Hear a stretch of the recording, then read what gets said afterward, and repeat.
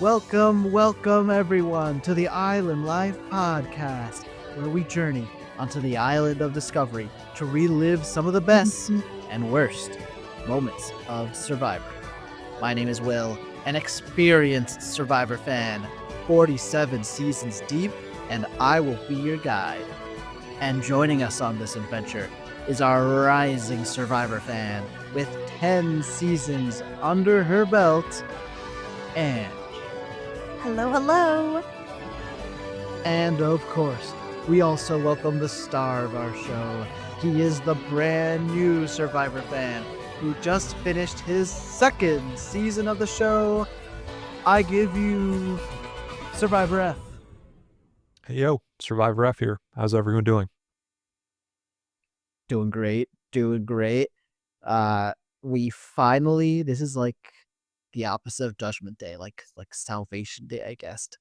We were waiting for this moment. Some thought it would not happen. You both thought, you had your doubts that it would even happen in the episode. How was the roller coaster of the will they, won't they of Sai and Cedrek? Well, this was just like a roller coaster of an episode. I know initially we were talking about, oh, is this looking like it's going to be a Sai and Cedrek elimination episode? And as we got further along, the thought started to change because we got to see these different cuts of other people talking behind the scenes, turning the attention away from those two and onto some of the other survivors. So I definitely felt like my initial assessment was veering away from that, and I became less and less hopeful as we started to approach both the tribals.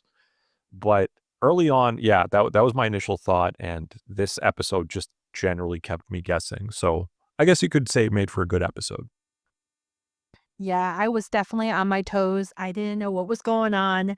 At the end of it, I felt like maybe the edit is trying to get us, and it's too obvious that it's not going to be Say or Cedric because everyone was playing on trying to vote the other person out, do a blindside. Then I'm like, okay, I think it is. It's going to be Say and Cedric tonight. But then I'm like, maybe they're trying to trick us. But I was very excited. This has been a long time coming. So I'm excited. I was very excited about this episode. It's just funny to see that the person who was at the bottom starting from the first episode's elimination, Mary, is now the last member of the original Vula tribe.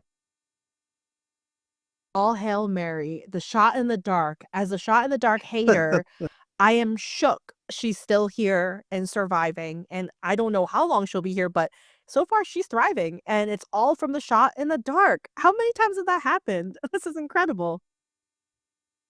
Oh yeah, no, it's rare, and the asterisk, of course, is you might say, "Well done, Mary. Well done, Mary."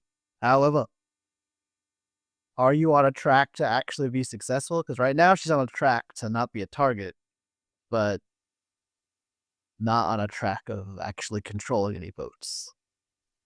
But I maybe agree. now that all of her former enemies / allies are gone, like this is a new start for her. Yeah, I don't know. I do love Mary, but I feel like Mary hasn't made any close relationships at all. I feel like she's just hanging. And maybe she'll make it to the end just by purely hanging, and she'll be someone that doesn't get much votes in the end, a 0 vote, person on top 3, but I don't know, maybe she'll change my mind next episode. You got to assume that there's stuff going on behind the scenes with her because she's been getting very little footage since leaving the Vula tribe. It's pretty odd.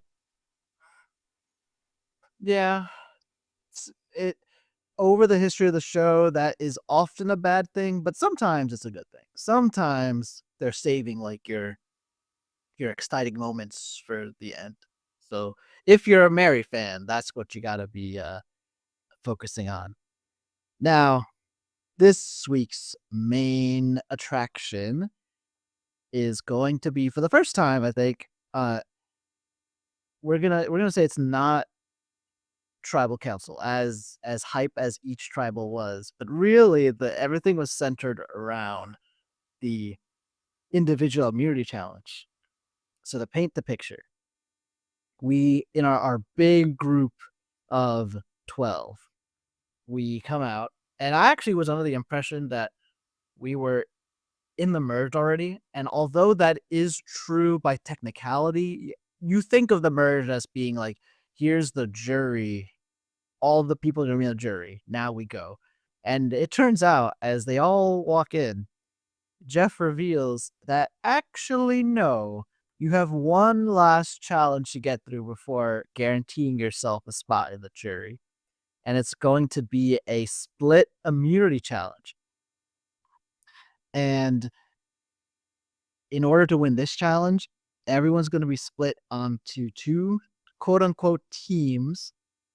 As a team, you're going to try to hold on to a, I don't even know what you call it. Like you're grabbing it like a handle, essentially. Like it's like I'm trying to think of like an old time stow machine, like something that all like rope is rolled around. You're holding with your hands, and you just have to prevent it from unwinding itself as long as you can. And so it's as simple as that. Whoever's team lasts the longest, with at least one member, is going to win the reward part of the challenge, and also guarantee all 6 of you will make the jury or be in final 3. And then the actual like last person standing on your team wins individual immunity. So I can't remember if we saw the equivalent of this last season. Do either of you have like, did this remind you of anything, or did this feel new to both I of was you? going to say this initial impression, I was very happy when we saw this challenge because I was reminded we did this in season 47. So as soon That's as they right. were That's right. unveiling it, I definitely kind of perked up and was looking forward to seeing how long each member could last. Yeah, and then you could see how quickly Cedrek failed. I Oh felt like no yeah. Oh one my god. even started yet. I felt like that moment of like Jeff hasn't even said like, "Oh, let's start." It was already on the ground. I'm like, classic Cedrek. Classic. Yeah. Yeah, It's I was going just to ask you to, like, not even 10 seconds in, is dropped. Do you think that was a calculated move, or no. like it's got to be, right? No, it's not. We've seen Cedric's prior performances. Like, if I could have a slideshow showing every time, yep, this is it. That's how Cedric plays, and I'm not shocked. And you know what? It's okay. He tried, maybe, but he did not last long. I don't know. I got to be honest. I don't have much faith in Cedric myself, but like not even being able to last 10, 15 seconds, I feel like he's capable of more than that. I don't know. Maybe he got a Uh, bad grip, and then his hands are all sweaty and clammy, and he's worried, and then whoop, gone it goes. yeah. I am unwilling to give Cedric my benefit of the doubt here. And even if I was, you'd have to give me a reason of the strategic value of throwing this challenge. Because this is an immunity challenge. There's usually no downside to winning immunity for yourself. Well, let That's me true. paint the picture here. He sees how competitive some of the other people in the group are, and he probably understands that the longer you hold on to this, you could potentially damage your hands just trying to hold on to and gripping that. So if I'm not mistaken, he was in the group with David in it, and David, just kind of Yes. based off of appearances, you could venture a guess that David's going to be lasting a long time in this. So Cedric probably made the educated decision of, I don't realistically think I'm winning this challenge, so I'm not even going to try. Right? It's one of those things where I'd be interested in watching that sequence again, just to see what his body language is saying, because it's like I said, he hasn't been a competitive challenger, but to not even be able to last 10 to 15 seconds, I feel like there's something more there. I feel like potentially he's just trying to make a strategic decision, thinking, even if I'm not getting immunity, I don't foresee myself being eliminated tonight. Well, I can Mm, tell you, if that was his read, uh, the bad quite, one. quite I mean, bad. but like, is that wrong though? That's been par for the course with Cedrek, right? Let's not forget that at the beginning of this episode, in the aftermath of the previous vote, where Charity got most of the votes, Sai got almost every other vote, and then Cedrek got 1 vote. Cedrek, even with all this, all that he knows have transpired, all that he knows he himself has done, he's like, who could it have been? Who could have voted for me? I can't. Could with it him. have been Sai? No, she Never. wouldn't Not agree my with you. number one ally. So exactly, does it seem that unfeasible that Cedrek would think about things like that? He's shown himself to be very clueless. That would be insane of him. I don't see why he would think that. Anyway, I just don't feel the dots dotting or connecting. Like there is no. Yeah. No, It fair I enough. just got I think reminded it is of a stretch. Cedric's quote, by the way. He's specific. Like, I thought I was just paraphrasing, but his words are, so I thought, could it be Sai? But I had been to tribals before with Sai and had never seen that penmanship. And unless she was saving this penmanship for writing my name down, who knows? The funny part is she purposely wrote it on cursive. And I think didn't Cedrek say like this writing is very pretty, so it's got to be a girl or something like that. I'm like, He did, he but say that? but not Sai. Yeah, not say. I'm like, how would you not? Everybody's like, oh, I voted for this guy. I voted for this guy. And then like, I don't even see him saying or asking Sai like, oh, who did you vote for? You know, there, or maybe it got cut, but there was no confrontation. So there was no need because he doesn't even think so. He didn't ask. And I'm like, Cedrek, don't you think the math ain't mathing? Like somebody voted you. Yeah, that's and even and I don't know. It's if I gave him the benefit of the doubt, it is with you've only known this group of people for a couple days, like the all 12 of you for a couple days, and you are not in some like majority alliance. Even if you think you're in an alliance, you have no reason to believe you're in a majority alliance. Like you should not be, and even if you were in a majority alliance, it's not this group of people. There's a whole bunch of red flags to say like, do not take for granted you're safe. So throwing the challenge to preserve your hands, I guess. Hey, Ugh. if it was any other survivor, or I shouldn't say any other survivor, most other survivors, I probably wouldn't be thinking that.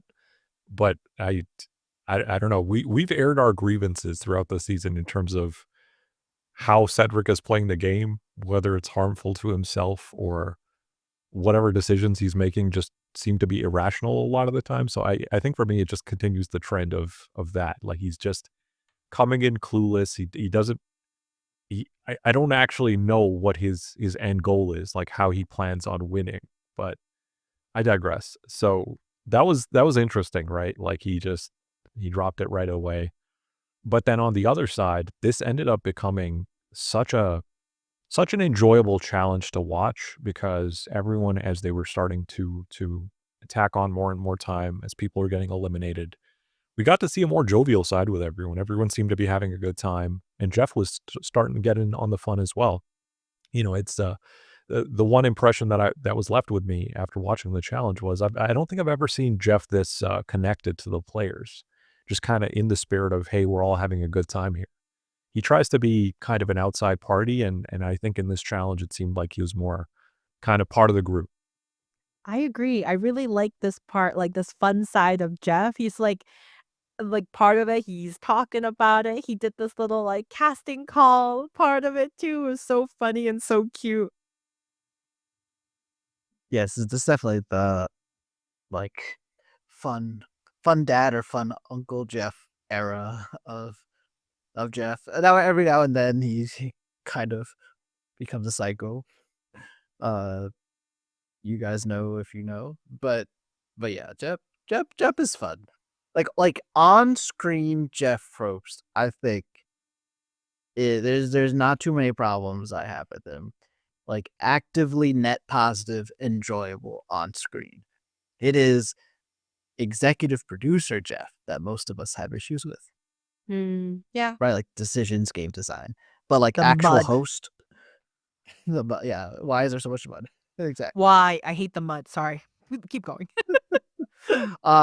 To help paint the picture that the F was describing. So this challenge is, by the way, Wrist Assured is the name. We end up having one side of Cedrek, Kamilla, Kyle, Mary, Shauhin, and David. The other side being Sai, Chrissy, Eva, Joe, Mitch, and Star. Like you said, we had a bunch of different highlights throughout. Even for the bench. From the bench, we get highlights. We even Shauhin Yep, singing was the that's highlight exactly of right. the entire episode. I was cackling. It was so funny. And he was so good at it too. yeah, Shauhin Agreed. decides to mimic the random voices that are in the episode, like ooh ha ha, like that. But he doesn't just do it once. I mean, he goes on consistently, and then of course, playing into it, they play that, and I mean, it's really good. And Agreed. very And funny.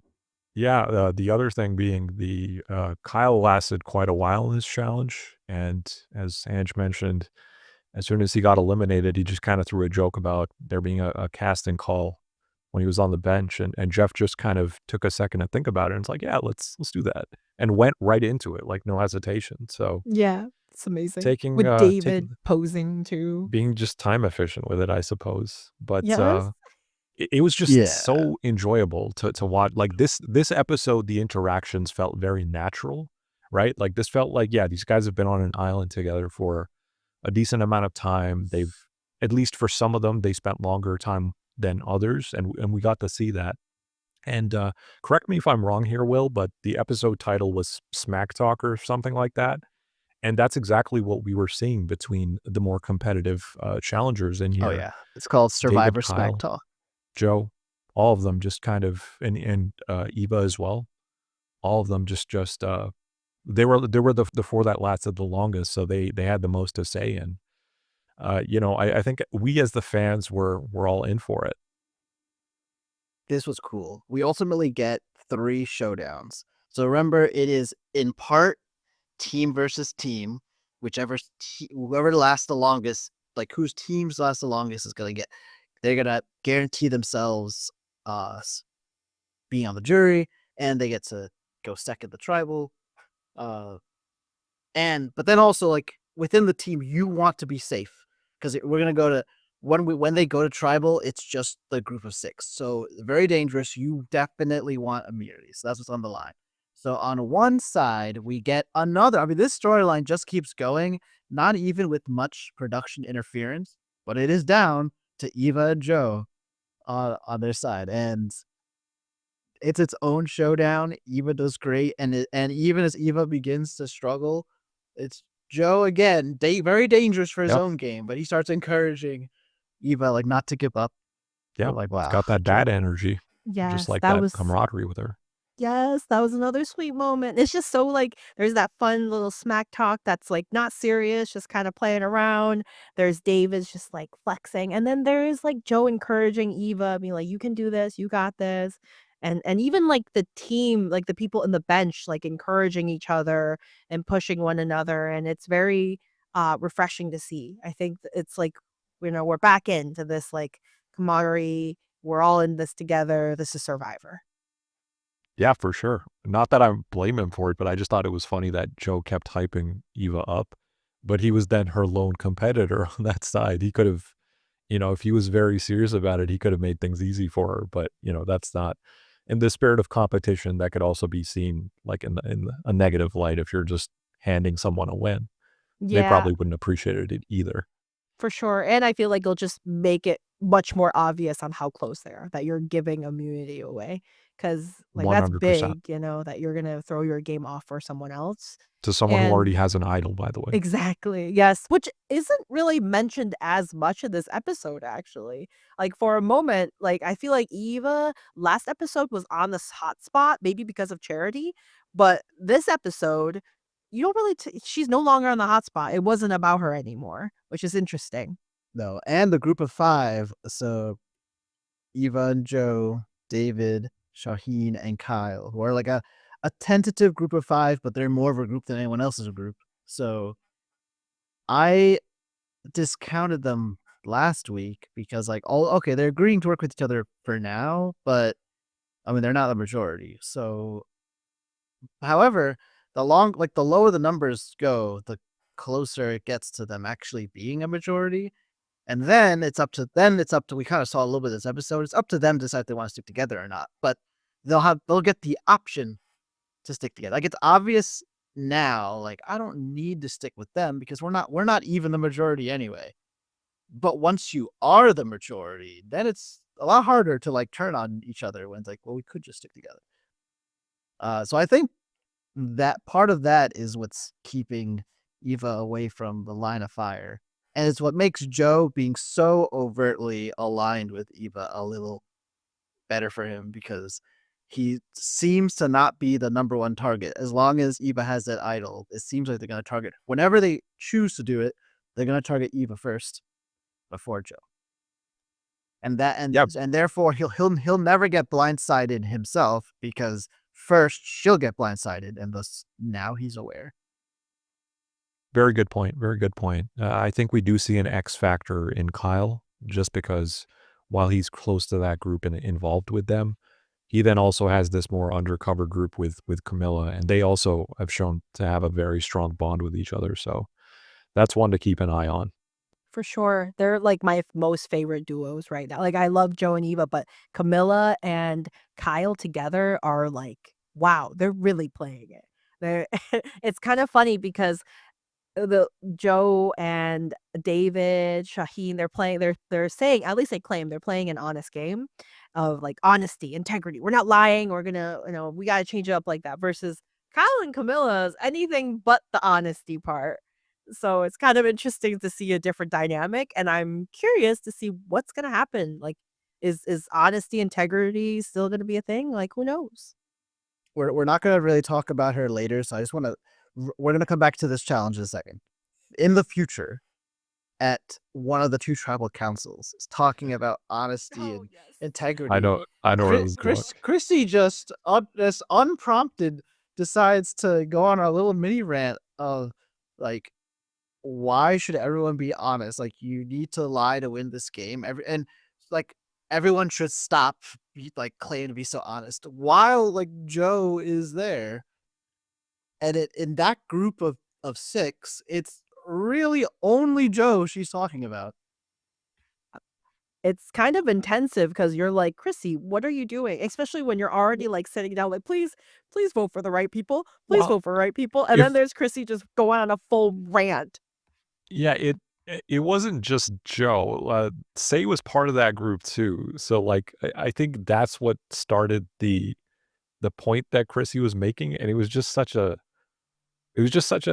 weird thing to speak about, even if you think that's true and your conviction tells you that no, I don't need to be honest because like why would I, right? Like this is a game based around betrayal.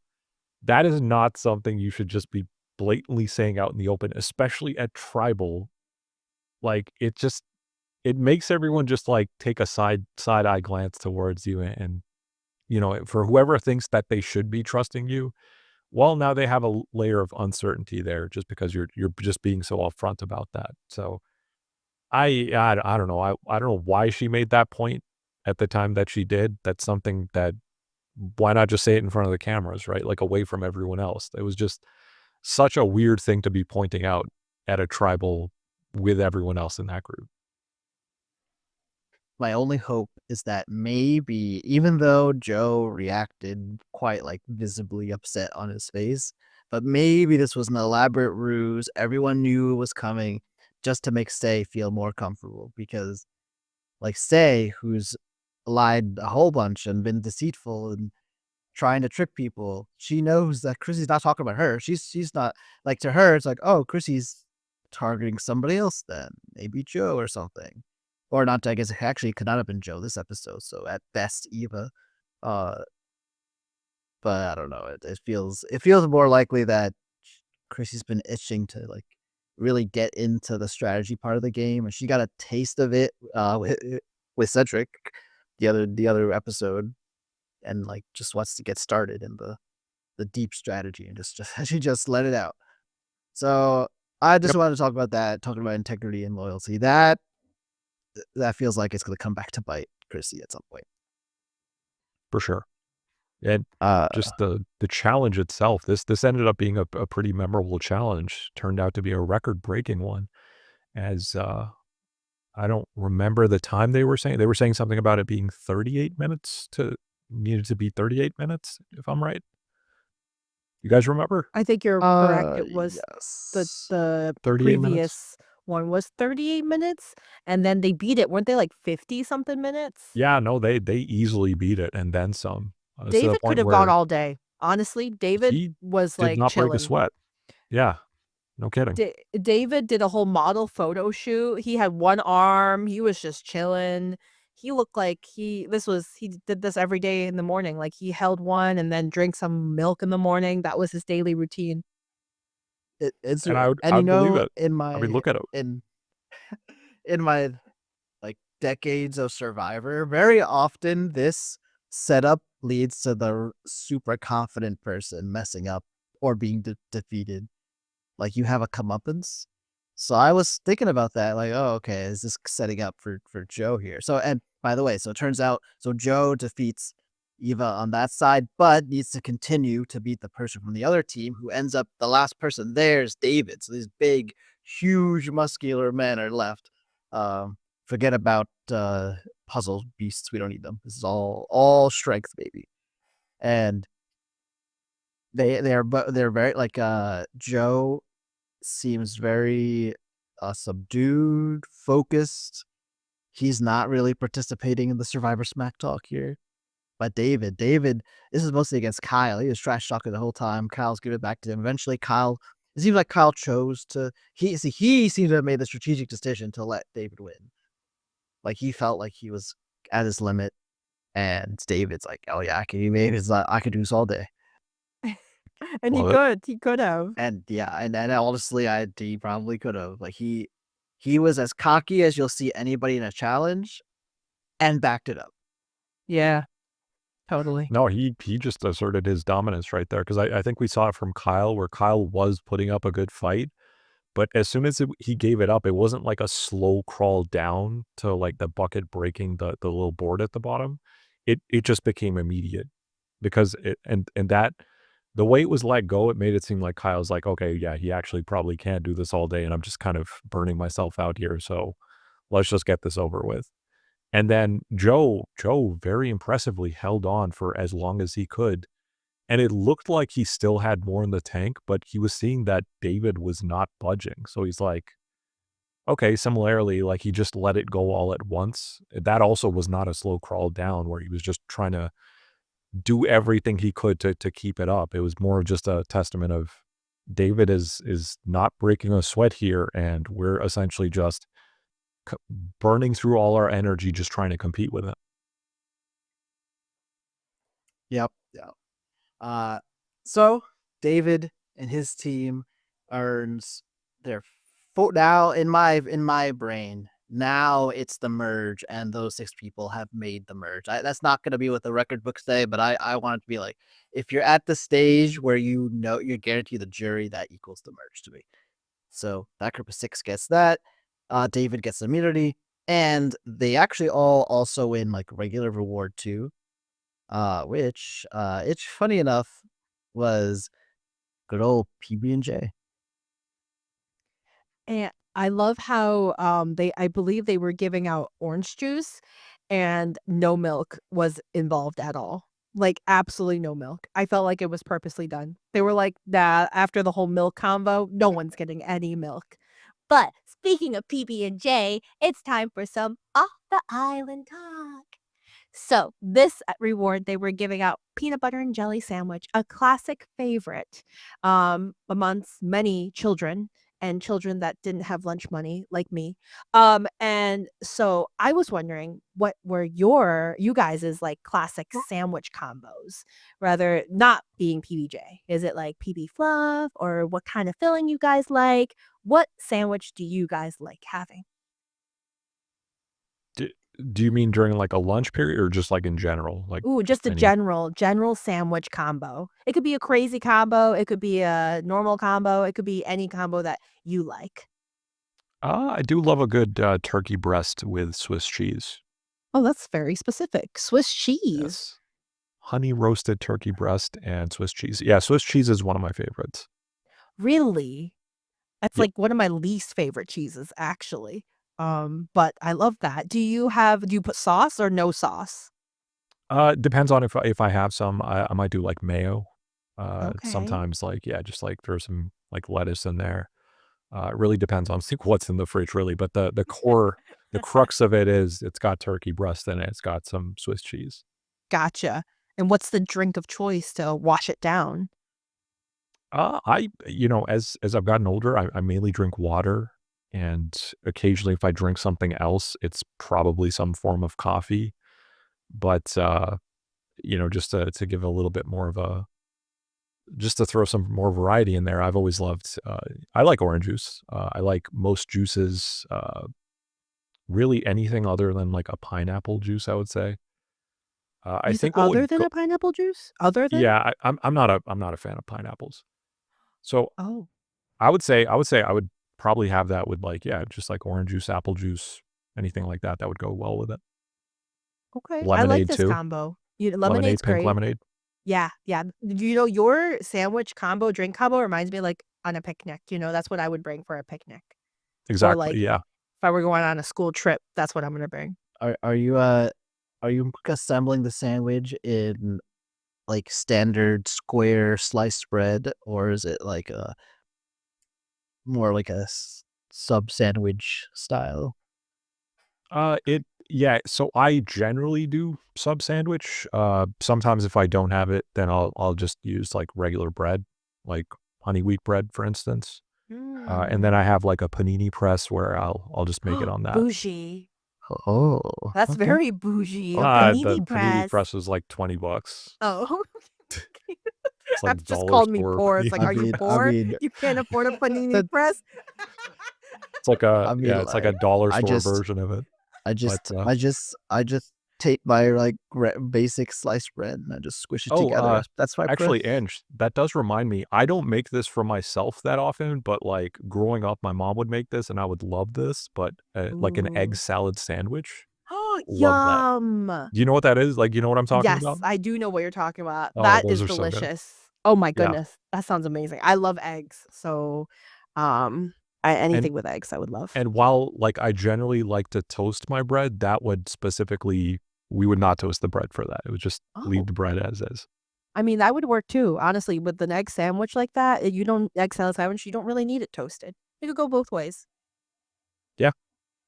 How about you, Now Will? in Oh, now in school, it is true that peanut butter jelly was the most common like lunch that was sent with me, and it was very good. In enhancing that taste, of course, is cutting the sliced bread diagonally. oh, for That sure. Whoever cuts bread the other way, oh, jail. The tribe I'm have good with it. spoken. You Yeah, better not. yeah, we vote that style up the aisle. Also, Yes. That's how we decide who we're voting out. Okay.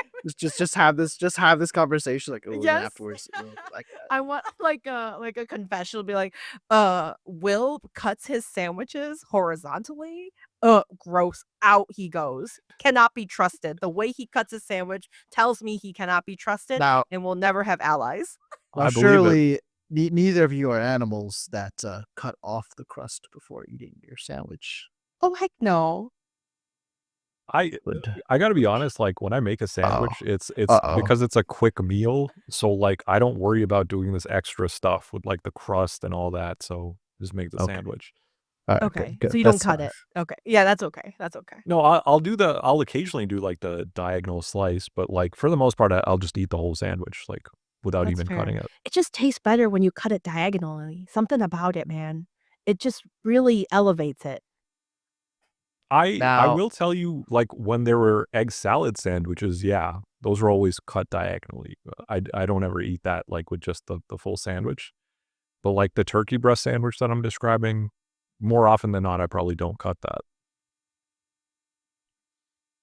Now, as much as it could be nice to have PB&J with hot chocolate, more likely it's just Coca-Cola. Or you could have Mighty Mango Naked Juice. That would also be good. Ooh, that would be good. Which, So is by the way, PBJ your sandwich? It does rank at the top, so it is number 1, even though like I rarely have it now. Like, it doesn't come up that often. But when it does, it proves. Didn't we to be say number we 1. can't say PB&J? Wasn't that the thing? But I Do can't. you have something other than PB&J? Throw it out there. No. No. PB&J is the only one worth being ranked. Wow. Every other sandwich, like if I go to Potbelly, or I'll get their Italian sandwich. For some but it reason, I does- thought you were gonna get a PB&J from Potbelly. No. But that's like, I don't think that's remarkable enough to earn a spot on the list, whereas PB&J does. Wow, that's crazy. How about? So I would have been very Uncrustables? happy winning this challenge. Wow. See, I like PB&J's okay, but you know what's not okay? When there's too much peanut butter to the jelly ratio, making it dry and difficult to eat and you choke a little. I don't like that. So it's What got to you- be a very You're specific eating ratio. like chunky peanut butter jelly or peanut butter. No, what but you like no. If there's just too much peanut butter, too much creamy peanut butter that overrides the jelly, is just too much. That's what I don't like. When people do put too much peanut butter. I'm done with that. That's fine. Yeah, I would. There's certainly a limit. Yeah. Well, my childhood You sandwich. could also put bananas on it too. Ooh, inside? Indeed. Oh, Yes. wait. Like that's cut so up smart. cut up the banana so you have like little discs and you can put the discs in the middle. Will, that is so smart. With the jelly though? So you get grape and banana? Typically it's peanut butter and banana. Oh. But I don't see why not. You can't have peanut butter jelly and banana. I don't know. Maybe I feel like the jelly and the banana would make it too mushy. Then we're off the other ratio. Something about it. I'll have to Okay, try this out in the yeah, future. That might something to be experiment with. something to try. Yeah, with our gallon of drinks. Sandwiches, Gallon of hot chocolate. drinks, gallon of hot chocolate for you, Will. Okay, let's Gatorade finish for let's finish the off the island talk with a clarification from the previous island talk. There was a slight misunderstanding. I was thinking, as David said, that you would drink something over 24 hours, as he says he could have a gallon of milk a day. So I said I could easily have a gallon of hot chocolate a day. And that is true. And I stand by that. Upon I further disagree. evaluation, well, you're not me. I'm me. And I say a gallon a day is possible. I did not hear that Ange did qualify drink something within half an hour, a gallon of something in half an hour. That does change things. And even with my skills, I cannot drink a gallon of hot chocolate in 30 minutes. I will say I do like your confidence, because this is the first time I've heard you mentioned, like even in the day setting, this is the first time I've heard you mention easily, that you could easily finish it. Yeah, gallon. I Oh, yeah, don't believe you, Will. I think if you can do it with me witnessing it one day, I'll give you $100. I'll pay you for this. I can't wait I'm to be so $100 for sure. confident that gonna be great. I don't think you can do it. But if you can't do it, I get $100. Wouldn't it be great if there was like a hypothetical trip that you both were going on, that you just happened to be seeing each other, where you could test this? Dude, Wouldn't that would that be crazy. That we could all witness it, And every Exactly. time he finished one, we have to stamp his little card, his little coupon card. I mean, The I'm down. It's 16 happening. cups of hot chocolate, he claims, in a 1-day period. But just not to deviate too much from the Survivor talk, I also wanted to just make a quick comment about the PB&J. I do love myself a good PB&J. I don't know if you guys have ever had a chance to try it, because it's kind of hard to come by. but specifically for the jelly, I always like to try finding either like the black raspberry, or this is the more rare one, blueberry jelly / jam. Ooh. Blueberry, I feel like is a good combination in particular. I love blueberries. Blueberry sounds good. I like blueberry. I do also like strawberry jam. Like Mhm. strawberry jam with butter. Oh, so good. So, Yeah. so good. But I was going to say my combo of my classic favorite, it's going to be weird, but give it a try someday, you guys. It is toasted bread, one side with butter, the other side with peanut butter, and then you spread some condensed milk over it, close it up, cut it diagonally. Yum, yum. You have a little dessert sandwich going on. Awesome. Yeah. Worth a shot. I You always gotta like try it. trying, always like these like different sandwich combinations I hear about. So Yeah, it's a always down to classic. try. My mom used to make it for me when I was younger, and then growing up, I love having it. So much that during college, though, people made fun of me and was like, "Ew, what are you eating?" And I'm like, "Oh, it's delicious. Give it a try." And they liked it. So I'm gonna have They to make it for you changed their guys tune sometime. pretty quick, huh? Yes. It is a weird combo if you really think about it, but it's so good. It is so I good. did have to Google condensed milk because I never heard of such a thing. You never had condensed milk? Wow. Okay. No, That is just insane. it just never comes up. TIL. Oh, yeah, you gotta put condensed milk in your tea. It's so good. In your like black tea or something. It is delicious. I only have You- hot chocolate, so Yeah. If you Uh, do that though, you probably shouldn't like add sugar in it because the condensed Oh, milk yeah. has quite a bit of sugar in it. Yes, yes, definitely don't do that. But yes. So Right. great question. Great question. All Love to right. hear more of these off the island talk questions. Yeah. now in the aftermath of this immunity challenge, I do want to talk about something that bothered me. So we clearly had a great time watching it, even with multiple commercial breaks. Highlight of the episode, we were pretty excited about it. This happens every season now in this new era. We just got everyone together and we're already like creating a reason for not everyone to vote together. Whether like sometimes it's because like all the people lose their votes, sometimes it's like this where there's separate tribal councils. Sometimes like half the people are immune. I feel if this was just 12-person free for all, we still would have ended up with it being Joe versus David. In fact, it would have been for higher stakes since only one of them was going to get immunity. I just find myself longing for just regular immunity, free for all immunity challenge. Why do you think they don't have that? Is it because it's just too chaotic, or that it's too much, or they just want two people to be guaranteed to be safe?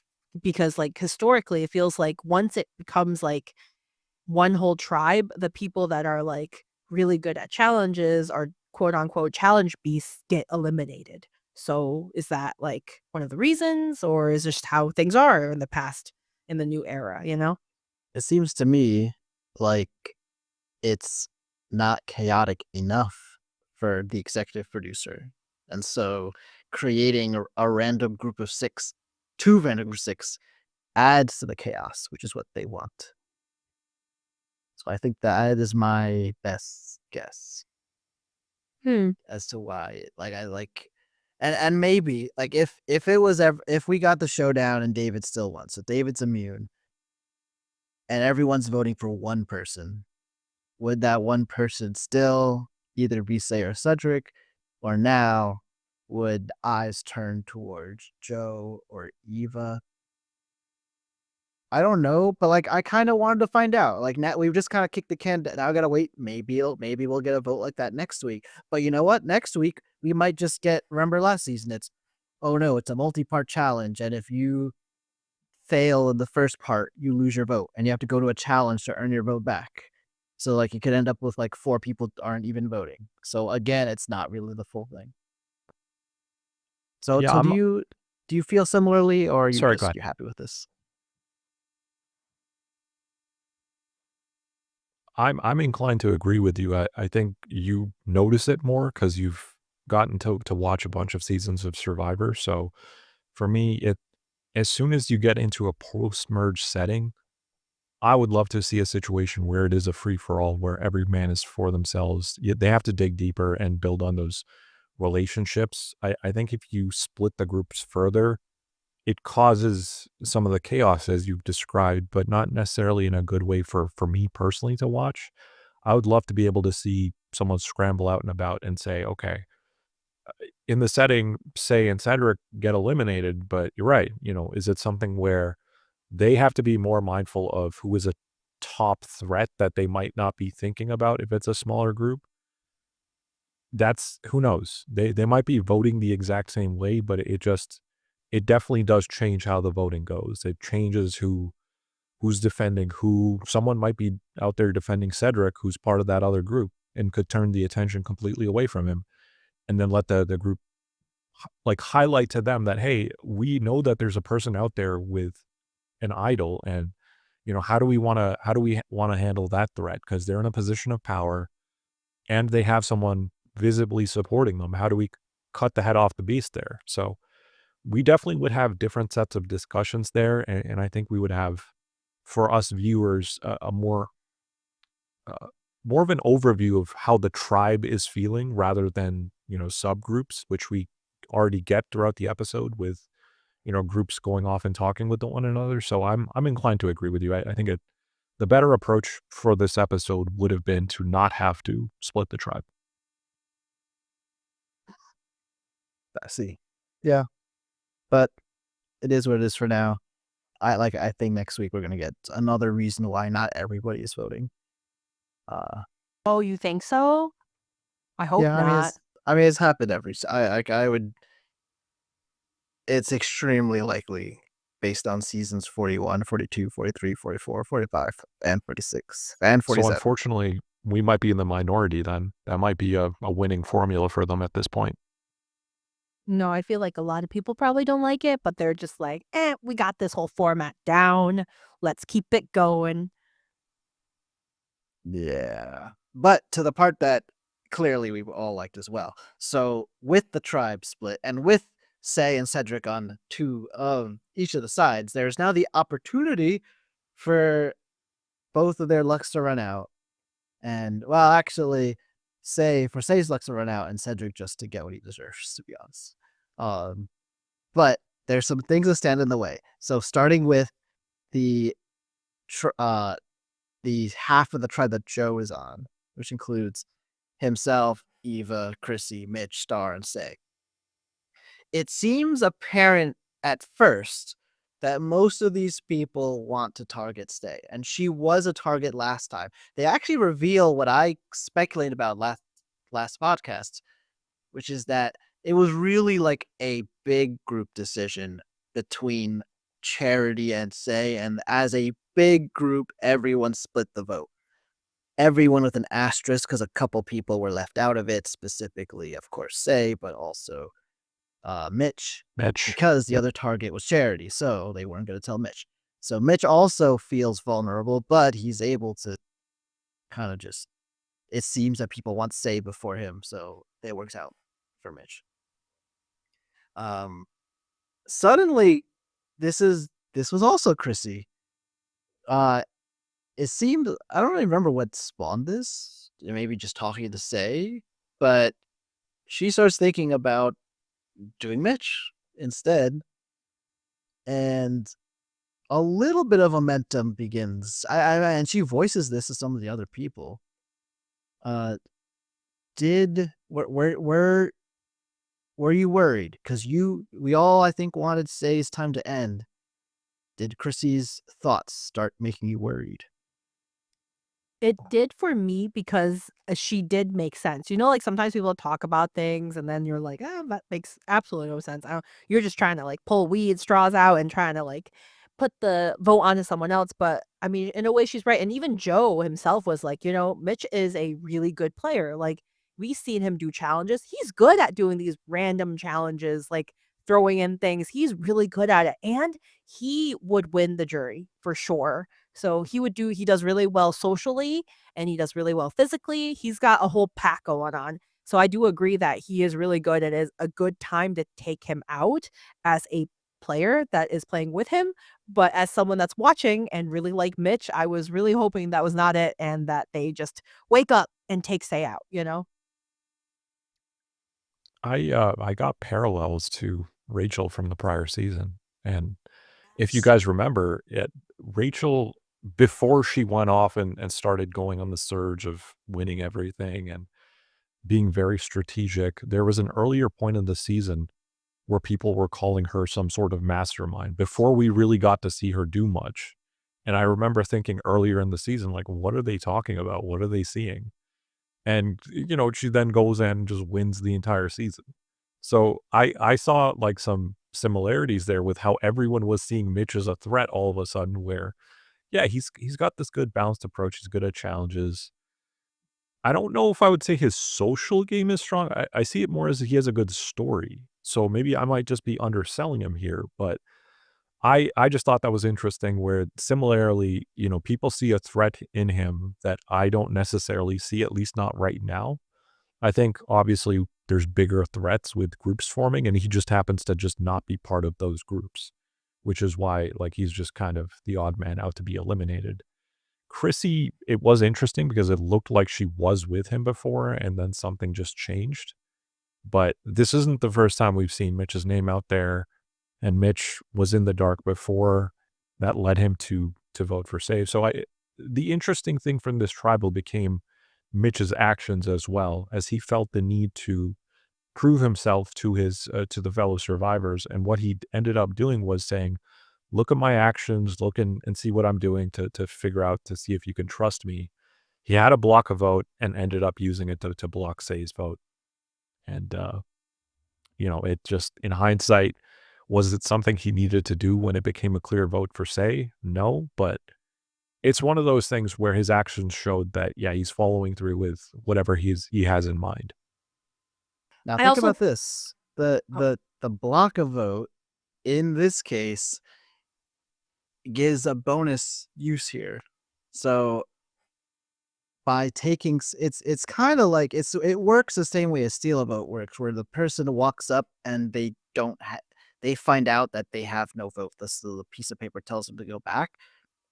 If you don't have a vote, you can't forfeit your vote to use a shot in the dark.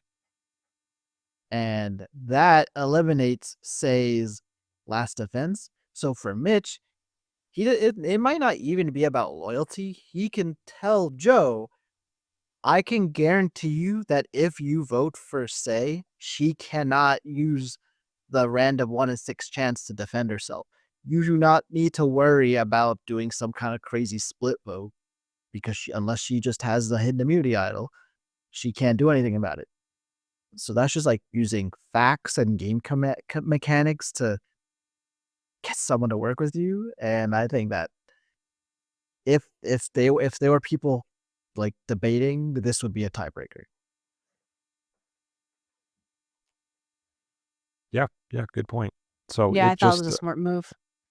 it just turned into something that was favorable for him in the sense that whatever concerns he had, while yeah, he ended up using an advantage he had, it as long as others understand that he can leverage something like that or follow through with what he intends to do, then it's an action item he took, especially if he's speaking to the jury. It's something he took where he was a part of someone getting eliminated. So uh, he's a growing threat for a lot of people and one to keep an eye out for. But it's unfortunate to see that we haven't seen that he has a strong bond with anyone right now. So uh, who knows where his Well, I game is think going from here. he was hoping it'd be Siva Strong, and unfortunately, it was not Siva Strong.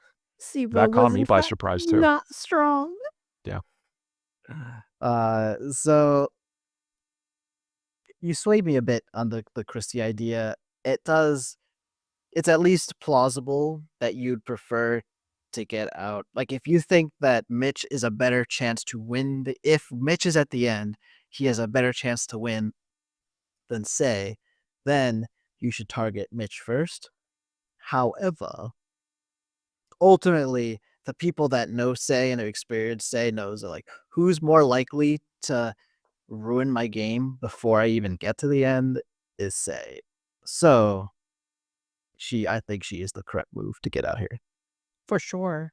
And you don't want Say as your jury. Like, I feel like I'm also thinking about who's gonna, in this point, you're also thinking about who's gonna last long enough to be a part of the jury. And that person would be the person that might vote you to win or not win $1 million. So it matters a lot. That's a great point. And in the end, it is 5 votes, Say, and Say can't vote, so 0 votes. So Mitch successfully persuades everyone. Chrissy's ultimately, I mean, she probably just dropped it in the end, but she was unable to persuade people to vote for Mitch. And the So era good. of Say ends. And Long she's time not, coming. as she will not be on the jury, like you said. So unfortunately, most people who are pre-jury just like fade away into survivor obscurity. So, So continued this fun one- fact, she's been voted on in every single tribal so far that she's been involved in. And I'd be interested to know how many votes she's accrued in total up until she finally got eliminated. Oh yeah, that's I don't think I can tell you that immediately. But Yeah, I didn't mean right now. I just thought that was like something to look into. it's gotta be a big number. I mean, 5 in this tribal plus like a couple every Yeah, other like tribal. easily over 10, I would think. Yeah, for sure. And I love how in the beginning and in the end when she left, she's like, I don't know, these people are so obsessed with me. It's like, no, Say, like, wait, look inside of what's going on. Like, as you said, I think F, you said this previously, like, for her to make it far in the game, like, she needs to change her. And she was not able to do that. That's why she didn't make it in the end. No, you'd only have high hopes for her, and unfortunately, she didn't rise to the challenge. Survivor is about adapting, and she just did not change her game. But For sure. and then on the other side, we get her partner in crime for the longest time, Cedrek. Will he get Oh his yeah. comeuppance? Yeah, Cedrek. So in this half, David, Kamilla, Kyle, Mary, Shauhin, and Cedrek. This gets I really never thought that Mitch was in danger based on what I was seeing on TV. But in this half of the tribe, I did have concerns for Shauhin. So at first, just like the other half, it seemed like everyone was in agreement to target Cedrek. But you teased it earlier. Not David. Kyle has doubts and talks to Kamilla to discuss the best course of action. He has decided that his group of 5 may not be what's best for business for him. So he's deciding if he should take advantage of only 2 of them being here, David and Shauhin, to maybe target one of them. Can't target David. David's immune. And in fact, him and Kamilla decide, like, this isn't just conjecture. They're gonna go for it. So they come up with a fiction, a ruse to get David on their side. Get David himself to vote against Shauhin. With the plan being, well, Cedrek will vote for whoever he thinks is actually going to home. So we'll just tell him Shauhin. Us 2 will vote Shauhin. And we need one more, and that one is going to be David. They make up a story that Shauhin looked through David's bag. That's the lie they came up with, right? Yeah. And as I was thinking, I was like, okay, this lie they picked, it is true that there's a history of looking through people's bag. I mean, it happened to Wait, Kyle. is it? Sorry, is it? I have to like think about that for a second. Didn't they say something about him finding like an idol or something? I think they were hinting that he had Was it that? an idol. Right. Idol. Wait, yes. They saw him like sneaking around or finding They were trying something. to, they were kind trying of to get him to insinuating. think that he had an idol that he just did not reveal. It's like trust issues. Okay, that's right. You're right. I was thinking of the previous bag drama. Yep. So reset the scene. They're going to say that while everyone was in one place, Shauhin wasn't.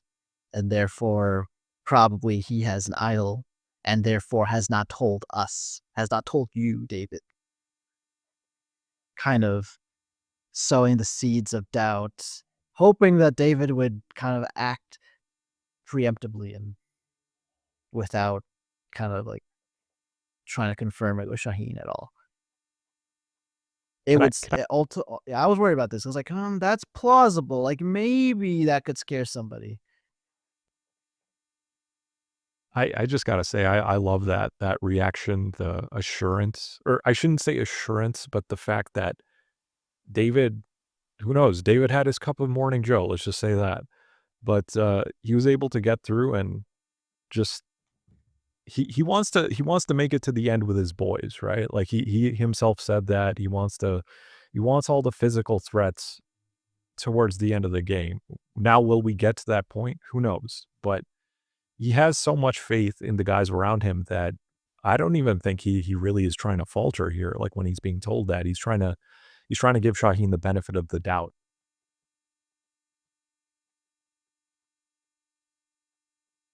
I don't know. I thought he did believe them at first. And then in the end was just like, I don't know, man. Maybe not take him down. I feel like I don't know in the next episode would it translate. Would this questionable Shauhin has an idol translate over? Because a part of me thought that they still think he has an idol. He just didn't want to blindside him tonight. Or tonight's not the Ye- night. Tonight's to take out Cedrek. Do you think so then? Because I feel like if he really I don't believed know, that, maybe I watched it differently. Yeah, I think now that you it would say have it made like that, I'm like, you could I could see that. would have Like, made I don't way more know. sense to take out Shauhin if he actually believed that. It would, but I also feel like David's like, but my people, like that could be a later Yeah, thing. Tonight is to keep our because if he takes out Shauhin, no one's gonna trust him. Like Joe's not gonna trust him. He loses his whole alliance in a way. This whole trust alliance thing is gone versus I don't know. The way I saw it was that David didn't find it worth it tonight to take out Shauhin for the questionable idol that he has, that he doesn't yeah, even know if he has. But agreed. I feel like I don't I and I agree in terms of I feel like that's not a bad it's a bad play to take out your greatest allies, this biggest group, because this group is gonna disband. I mean, as much of alliances do, they're gonna disband the moment one person is taken out. Like the trust is gone. You can't say integrity, honesty, trust when that happens. So I feel like it was even if he did have an idol, it was best to go against Cedrek. What did you see, Will? Did you think that David believed like Kamilla and Kyle, or you thought that otherwise? I, if it felt to me that Shauhin was skeptical, but he allowed for the David possibility was it was skeptical, you mean? true. David, okay. David was skeptical that what he's being told is true. Because remember, Camilla is not saying like, and I saw him put the idol in his pocket. Like she's not giving him like facts. She's trying to sow seeds of doubt. Like, well, he might have an idol. Like the evidence kind of suggests that he does. Therefore, he's a threat. And then she doesn't have to say it, but she's also implying, and your alliance member didn't tell you. But I don't know. I am not positive if he is like 100% sure or not. He did react like the news surprised him, like he was taking it at face value at first. What is probably likely is that he took it at face value, then on his own stepped back and thought about it, and it's like, I guess I don't know if he does or not. Does not. I like what you said, Ange. If he had actually targeted Shauhin, it would have blown up in his face afterwards, which would have been great for Kyle Kamilla. Uh, so either way, it's probably best to hold like before decide making that decision, talk to his other alliance members would be the right move. And honestly, it's not like this person isn't your number one, right? Like it's not total. It's not like if I find out that you found an idol and didn't tell me, I don't know if I assume like, oh, what a sneaky player, what a liar. Like I think you would expect someone not to tell you about their idol's advantages. It's For more sure. like use it without telling you maybe would be where I get like hurt. Yeah. Or if Um, Kamilla and Kyle was like, he told like me, like if Kyle says like he told me and like but told me not to tell you or tell anybody. Like that would be like a little bit different, I think. Because then it would have been like confirmation he has the idol. He told someone else and not David, meaning he's not trusted. He's not to be I trusted. yeah, there's a very strategic move by Camilla, and the reason it's especially good is because they're all from the Sea. Well, her and David are from the Siva tribe, and if you guys recall, one of Camilla's gripes about being in the Siva tribe early on, she's like, everyone's too damn honest here. So maybe she's trying to sow seeds of doubt because she's like, okay, David would be of the thought that if he had an idol, if he's with me, he should be telling me ultimately, right? Like, because he has no reason to not trust me. I haven't done anything so far that should give him doubts. Whether that's how he actually thinks, who knows? But she's doing a good enough effort to be able to put that out there without taking too much responsibility if that ends up not being the case. The key is gonna be, I thought it was a very safe lie.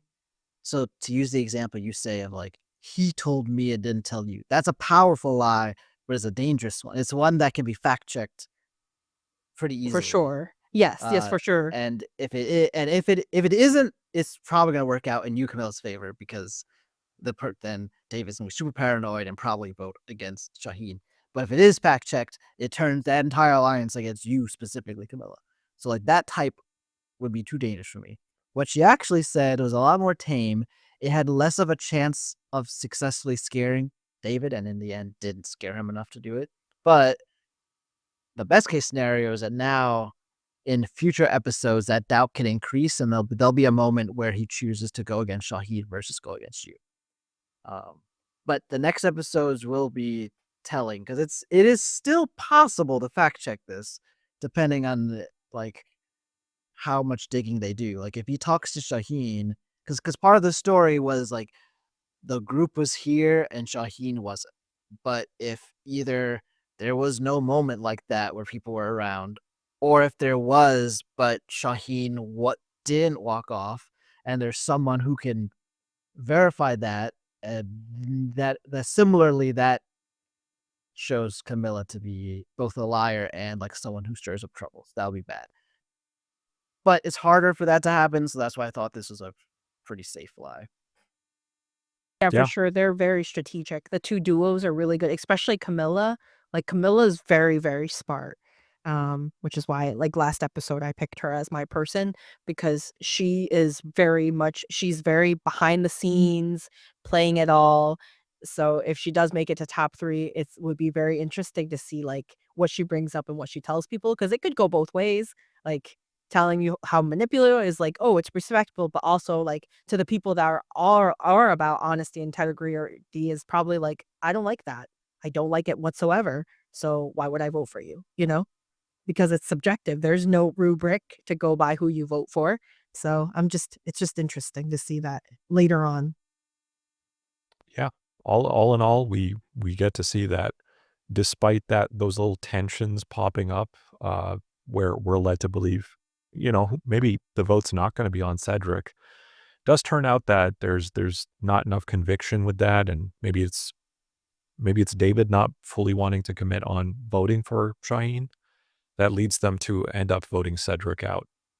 And as much of a wild pair as Sai and Cedrek were, the fact that they also ended up leaving the same week is so ironic, but just a Separately welcome too. sight to see. Yeah, it's crazy. Whose demise made you smile more, Sai or Cedric's? That's hard. That's That's hard. hard. Yeah, I was gonna say it's hard. Early on I would have said easily Sai, but like she's been around because Cedrek has been keeping her around. So I'm gonna say Cedrek. I'm gonna say Say. Say made me smile.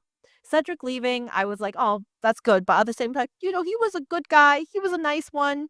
Just because he might have made chaotic moves that didn't work crazy good for me or like in terms of like who I wanted to not be voted out doesn't mean, he wasn't as annoying, So, yeah, I feel bad, but goodbye, Cedric. How Will about you, you Will? will you be excited to I was pleased that Cedric was taken away. Oh, for Say? Guys. Indeed. Dang. Indeed. Okay. Nah, I saw no value for him in the Yeah, future Oh. episodes. Oh, okay. consider this, Angela. Say was around as long as she was because of Cedric. That's So- true. Okay, fine. Now you got me. I'm back Uh, into your side. But with both of them gone, do you have will you smile at all if in a future season Cedric or Say return? No. Is this like April Fool's Day where we have to like give you a joke answer? Yes. Like Why are you even asking, Will? Why? this is the easiest no so far you'll get to this Yes. question. Yeah. Like no thought, just no. But I'm surprised you don't want to say nothing. I mean, Say like made things happen at least. Like I had Made high things hopes for her, happen. honestly. No. I believe that if she was able to control her emotions better, she genuinely could have been a good Survivor player, but she didn't change from what she was from the start of the season, and her play is very That's true. self-destructive. So I see her as someone who had the potential, but just did not make an effort to try to reach that. It does seem like she's the type of person that if she came back, she would not adapt at all and again play exactly the same. I wouldn't be surprised. But with those two tribals done, let's get into some future focus. Want to get your thoughts on what are you guys keeping your eye out on for the next episode? Because we had an interesting little preview come up for this one too. I know. I feel like it's makes it kind of teed up that David's going to get a little bit of trouble. For the future, I'm curious what David's going to do because I feel like a lot of spotlights on David now. He's so good at challenges. And during these times, it's the biggest like they don't want a challenge beast to be on there. So he's definitely like the moment he slips up, they're going to come for him. And it could happen. There's so many challenge beasts in this season especially that he could definitely not win one of the immunity challenges. So my focus would be all on David to see how he's going to do. I'm just gonna watch. Will we get a tribal with all 11 people, where all 11 people can vote? Oh, That's a good one. I beg you, Jeff Probst. Will you give it to us? That should be a vote for Survivor 50, shouldn't it? A vote structure. Yep. But yeah, that's a good one.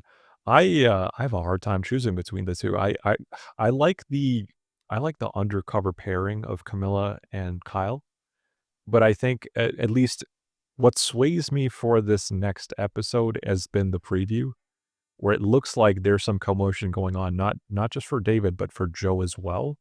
So I'd be interested to see how the Joe-Eva dynamic goes from here. Like how do they weather the storm, because that everyone knows that they're together, and one of them has an idol. So how do we they are in a position where other tribes members, especially if they're all voting collectively rather than being split up, they are going to be seen as a threat. One of probably the first threats that comes to my mind. So how do they get around that? That's yet to be determined. That's what I've got my eye on.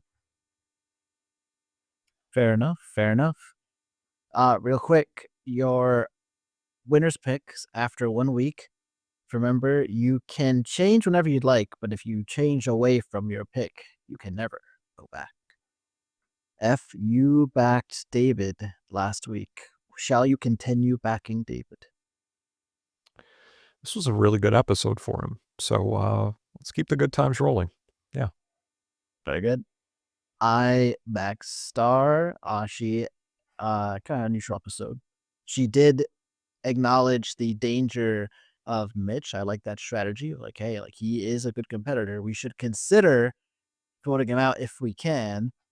But she also did not like make herself a target by being stubborn and doing that. So I will stick with Star for myself. I like it. I believe I picked Kamilla, and I'm You did. sticking by Yes. with Kamilla. She made great plays, and she is to be reckoned with. All right. All of our picks still in.